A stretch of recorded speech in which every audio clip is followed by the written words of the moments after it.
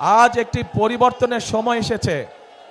আজকে এই সবার মধ্যে দাঁড়িয়ে আমি হয়তো আপনাদের সামনে আমাদের অন্য রাজনৈতিক প্রতিপক্ষ যারা আছে সেই প্রতিপক্ষদের সম্পর্কে হয়তো অনেক কথা বলতে পারতাম, কিন্তু সেই প্রতিপক্ষদের সামনে সম্পর্কে যদি আমি কথা বলি তাতে জনগণের কি কোনো লাভ হবে? জনগণের কোনো লাভ হবে না। জনগণের লাভ তখনই হবে যখন আমরা পরিকল্পিতভাবে খাল খনন করতে পারবো। জনগণের লাভ হবে যখন আমরা পরিকল্পিতভাবে আপনাদেরকে স্বাস্থ্য সেবা দিতে পারবো। জনগণের লাভ হবে যখন আমরা আমাদের তরুণ যুবক তরুণদের জন্য, মা বোনদের জন্য আমরা কর্মসংস্থানের ব্যবস্থা করতে পারবো। জনগণের লাভ হবে যখন আমরা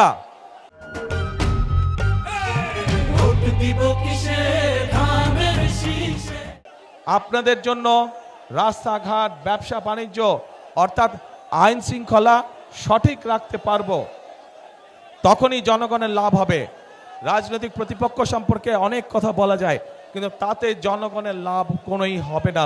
প্রিয় ভাই বোনেরা, আসুন 5ই আগস্টের পরে দেশের মানুষ পরিবর্তন চায়। যেই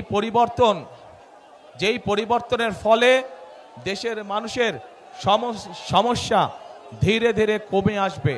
সেজন্যই আমাদেরকে পরিশ্রম করতে হবে, আমাদেরকে কাজ করতে হবে, আমাদের কৃষকদের ফসলের উৎপাদন বৃদ্ধি করতে হবে, আমাদের মা বোনদেরকে অর্থনৈতিকভাবে স্বাবলম্বী করতে হবে, আমাদের তরুণদের যুবকদের কর্মসংস্থানের ব্যবস্থা করতে হবে।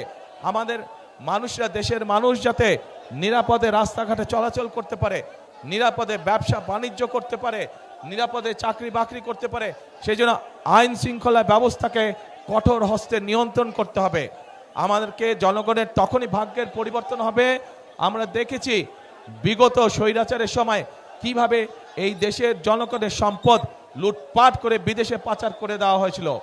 আমরা যে সকল পরিকল্পনা আপনাদেরকে বললাম, এগুলো আমরা তখনই বাস্তবায়ন করতে পারবো এবং এইসব পরিকল্পনা জনগণের ভাগ্যের পরিবর্তন তখনই করতে পারবে যখন আমরা এই যে দুর্নীতির লাগাম টেনে ধরতে পারবো, তখনই আমরা এইসব পরিকল্পনা বাস্তবায়ন করতে পারবো।